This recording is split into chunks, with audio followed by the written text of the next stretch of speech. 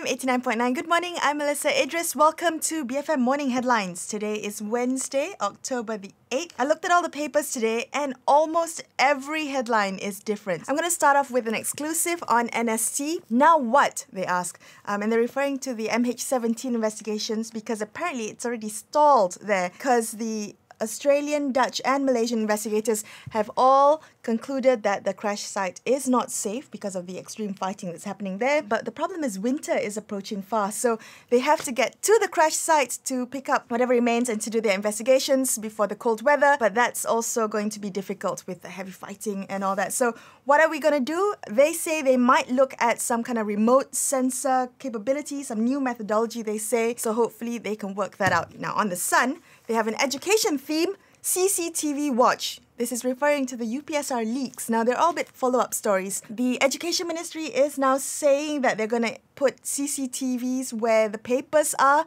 to prevent anyone from stealing them and leaking the papers. So that's a follow-up there. Enhanced securities of exam papers. Still on the education note, the Star says it's now okay to enroll in January. This is in reference to using your SPM forecast results to enter private tertiary education. Students can get in as early as January, although they'll only be formally registered once the SPM results comes out. And on that note, SPM results will be released 2 weeks earlier in March, so hopefully that will solve some people's problems there. I don't know about you, but we've been having a lot of rain and I've been caught in some flash floods recently. Apparently now KK has been hit with floods, the third city to be inundated with water. And I think this exposes a lack of, well, according to the Malay Mail, the nation seems unprepared. So what they're saying is that there's a lack of a broad strategy for flood warning system and also flood prevention. Yesterday, DBKL mentioned something about identifying hotspots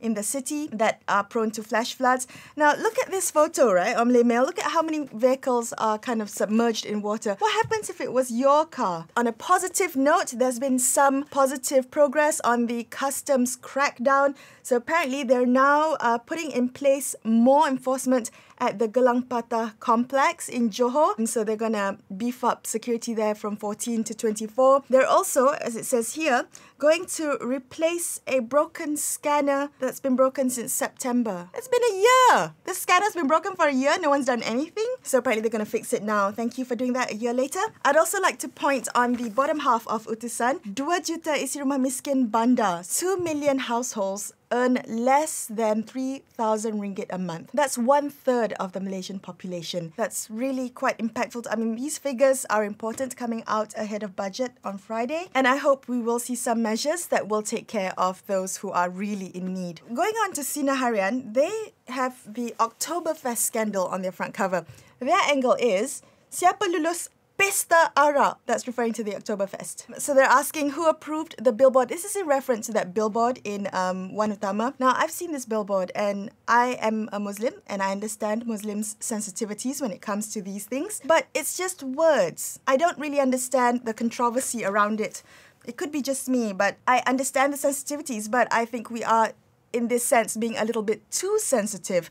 If you're offended by it, don't go to these events, right? There's nothing compelling you to go. If you don't want to go, don't go. It's just a billboard with words. And I've seen many billboards with words. Nothing's compelling me to go if I don't want to. So I don't know why we're getting all worked up over this. The last one, I struggled with word of the day because, you know, it's such a mixed bag of news. So I couldn't find a word that would sort of cover everything in a nice little bow. But I will end with my favorite headline on Metro, always on Metro. Jandaku gangster. Sorry, I couldn't say that with a straight face. Jandaku gangster. Jandaku gangster. So I'm going to end with Jandaku gangster as my word of the day. Do what you will with that. Gangster. We know we can come up with something. Gangster, like I'm gangster.